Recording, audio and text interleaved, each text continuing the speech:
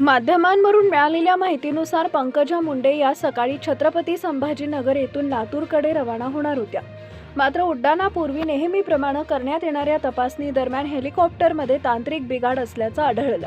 सुरक्षिततेचा विचार करता पायलटनं तात्काळ उड्डाण न करण्याचा निर्णय घेतला.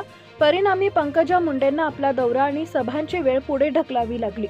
आगामी जिल्हा परिषद निवडणुकांच्या पार्श्वभूमीवर पंकजा मुंडेंचा प्रचार दौरा अत्यंत महत्त्वाचा मानला जातो आहे.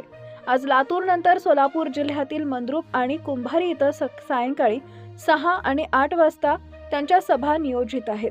विशेष म्हणजे सोमवार 2 फेब्रुवारी रोजी छत्रपती संभाजीनगर इथं जिल्हा परिषद निवडणूक प्रचारादरम्यान भाषण करताना पंकजा मुंडे म्हणाल्या होत्या की मी जिल्हा परिषद प्रचारासाठी हेलिकॉप्टरनं फिरते, त्यामुळे माझी आई देव पाण्यात ठेवते आणि नेमकाच दुसऱ्या दिवशी त्याच हेलिकॉप्टरमध्ये तांत्रिक बिघाड झाल्यानं हा योगायोग चर्चेचा विषय ठरला आहे. दरम्यान काही दिवसांपूर्वी उपमुख्यमंत्री अजित पवार यांचा विमान अपघातात दुर्दैवी मृत्यू झाल्यानं राज्यात आधीच अस्वस्थतेचं वातावरण आहे.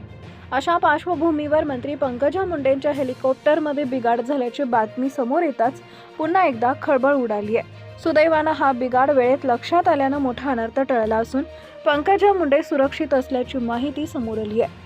पंकजा मुंडे या जिल्हा परिषदेच्या प्रचारासाठी मराठवाडा दौऱ्यावर असून आज त्यांचा लातूर जिल्ह्यातील विविध ठिकाणी प्रचार सभांचा कार्यक्रम नियोजित होता.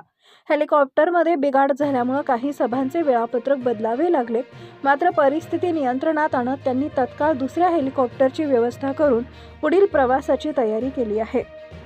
या घटनेनंतर सुरक्षेच्या सर्व आवश्यक खबरदाऱ्या घेण्यात आल्या असून संबंधित हेलिकॉप्टरची तांत्रिक तपासणी सुरू करण्यात आली आहे. पंकजा मुंडे यांच्या टीमकडून बिघाडाची कारणं शोधण्याचं काम सुरू असून भविष्यात अशा घटना टाळण्यासाठी उपाययोजना केल्या जाणार आहेत. सुदैवानं या घटनेत कोणतीही जीवितहानी झाली नाही आणि पंकजा मुंडे पूर्णपणे सुरक्षित आहेत.